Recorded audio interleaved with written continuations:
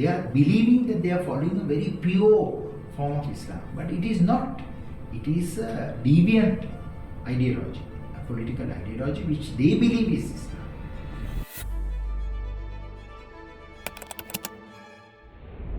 In the last 30 years, we have seen, 30 to 40 years, we have seen a huge infiltration of the Muslim space, and a very detrimental ideology has come to Sri Lanka.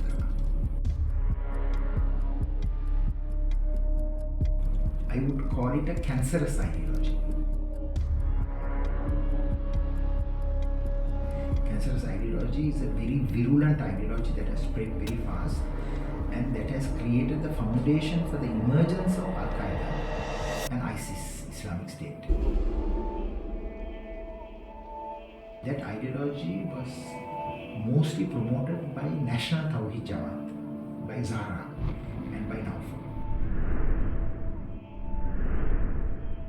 All these Tawhid groups, they are spreading a political ideology. It's not a religious ideology. But of course, it has the face of a religious ideology. But what they are spreading is the ideology coming from the Middle East, which is not suited to this country, because they are presenting Islam as a religion that is a monotheistic religion, that is intolerant of other religions.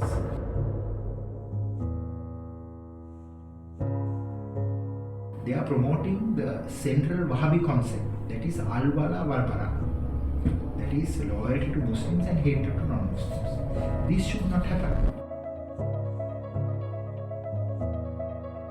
And very tragically, the Muslim clerics of this country has not studied these ideologies that have come from overseas, and they are also not addressing. If you look at the 4 Sri Lankans arrested in India for planning to conduct terrorist attacks, they have been indoctrinated. They are also victims of an ideology, a very vicious ideology that has taken root in Sri Lanka.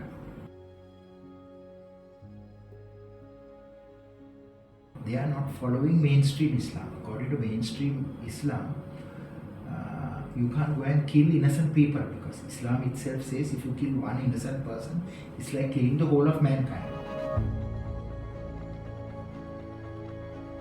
They are believing that they are following a very pure form of Islam, but it is not. It is a deviant ideology, a political ideology which they believe is Islam.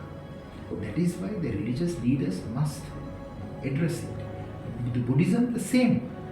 Some Buddhists, misguided Buddhists, went and attacked the Muslim townships in the central province, in the western province, in the east, in the south. It is what is being taught, and that is why all religious institutions must be very closely and very tightly monitored. All religious leaders and preachers must be very tightly controlled. In fact, they must be certified. No preacher should be permitted to preach in this country without a certification. This certificate should be renewed. So Zahran was taught that he must follow pure and puritanical ideology. So he decided to kill non-Muslims.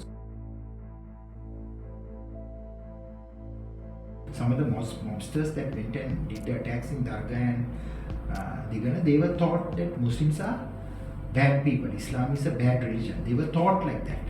So we have to correct their misperception. That is called rehabilitation.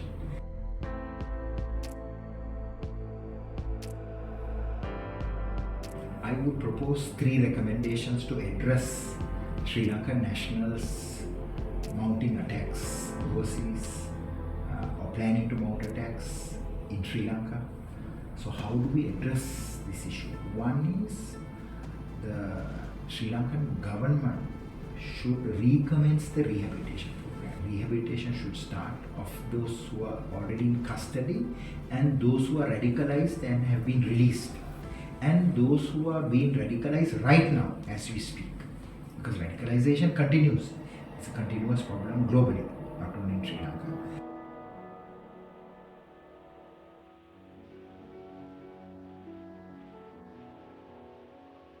reverse of radicalization is rehabilitation. So we must start the rehab program so that we integrate those who are radicalized back to the mainstream Sri Lankan society.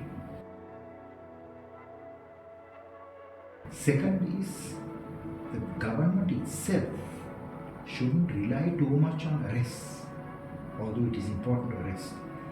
Government should promote the idea within the Muslim community, look, this is a community problem, because religious radicalization leading to violence is an issue that the Muslim community leaders should address. Religious leaders also must educate themselves the power they have. Third is, the Sri Lankan government should work very closely with the Maldives, should work with India, should work with Pakistan, should work with Afghanistan, should work with Bangladesh, should work with Nepal, because there is very significant radicalization in the neighborhood. Now the extremism and terrorism in Sri Lanka is reaching a new phase. That is, they are not only planning to do attacks here in Sri Lanka, they will do attacks abroad. So the most recent arrest clearly demonstrates that this ideology has now taken root in this country because it was not properly addressed. If you don't rehabilitate people, what will happen? They will go and spread their vicious ideology to others. They will become a security threat, they will go and do attacks. And next is, they will be hailed as heroes. So that is why these programs must be introduced, people must be educated. If people are formally and informally not educated, this problem will persist, become a bigger problem like the Tamil issue in the northeast, and this will become like Pakistan, where there are attacks every day. We should prevent that from happening.